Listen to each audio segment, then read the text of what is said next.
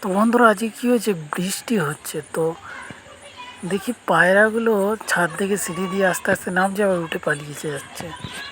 তাই আজকে কী করলাম, যে দুটো চাল সিঁড়িতেই দিলাম, দেখ, আর ওখানেই বসে পড়েছি। আজকে দেখি ধীরে ধীরে আসছে আর ভয় পালিয়ে যাচ্ছে। কী বলবো বন্ধুরা, মানে এই বুনো পায়রাগুলো আগে সামনেই আসতো না, এখন কী হয়েছে, আস্তে আস্তে সামনে চলে আসছে। মানে ভরসা বেড়ে গেছে।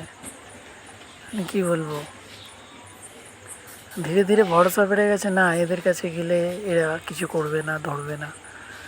ওই তাহলে ধীরে ধীরে পায়রাগুলো আসছে, মানে আরও কাছে চলে আসছে। আমি পুরো একটা সিঁড়ির নিচে ক্যামেরাটা ধরে দাঁড়িয়ে রয়েছে, দেখছেন বন্ধুরা।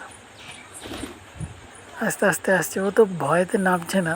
সাদা পায়রাটা অনেক দিন ধরে আসছে, তাই সাহস করে নিয়ে পড়েছে, কিন্তু নিয়ে সাহস নিয়ে নামতে পারছে না, যদি ধরে নেই আমি ওইভাবে। কী বলবো বন্ধুরা, এই দেখো না, ভাবছি ওখানে দাঁড়িয়ে দাঁড়িয়ে কী করবো, নামবো, নেমে খাবো, যদি ধরে। পায়রাগুলোর কালারটা খুব সুন্দর, আর ওই কালো কালারের দেখুন না, হালকা হালকা কীরকম একটা ঝিকঝিকে কালার আছে, মানে খুব সুন্দর দেখতে লাগে বন্ধুরা। দেখুন বন্ধুরা, মানে পায়রাকে খেতে দিলে না খুব ভালো লাগে, মানে খুব মজা লাগে দেখতে। মানে সামনে খেতে দেবে, টুকটুক করে সে খাবে, এগুলো দেখতে খুবই ভালো লাগে। এই ভয়ে নামতেই পারছে না বন্ধুরা, কী বলবো। এই দেখুন নামলো অনেকক্ষণ পর, এবার দুজনে খেতে লেগেছে। ও ভয় ভয় খাচ্ছে আর ও নির্ভয়ে খেয়েই যাচ্ছে, মানে খুব সুন্দর লাগে।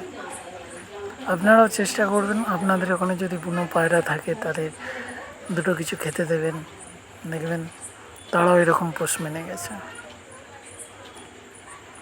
মানে বন্য প্রাণীকে পোষ মানানো খুব সহজ, কিন্তু একটা ভরসা আনতে হবে। তো এই ভিডিওটা এখান পর্যন্তই।